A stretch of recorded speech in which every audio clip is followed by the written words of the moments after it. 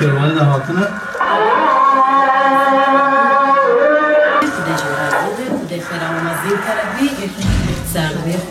Koytalı rahmet devayete Koytalı şifa feri müşreşlere Baş inşallah Emanete Kuda bin Hebiya dua dikim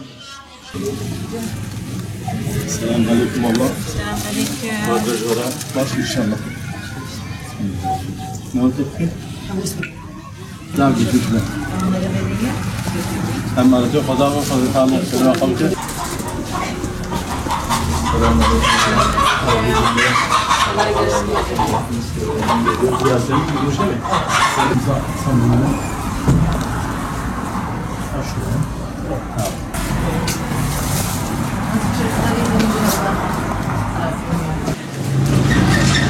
Selamünaleyküm.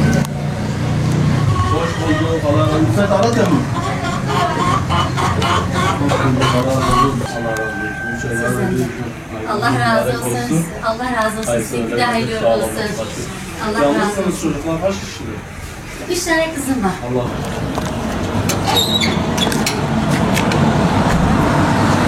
Bu ne? Bismillahirrahmanirrahim. Batman Umut Kervanı olarak hayırseverlerin destekleriyle yardımlarımız devam ediyor.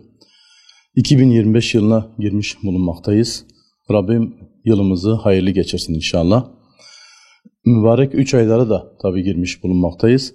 3 aylar vesilesiyle Umut Kervanı ailesi olarak bugün inşallah kırmızı et ve gıda yardımı dağıtımı gerçekleştirdik. Toplamda 193 ailemize bugün hayırseverlerimizin aracılığıyla umut olduk. Hayırseverlerimizden Allah razı olsun, Rabbim hayırlarını kabul etsin inşallah, cennet azığı eylesin.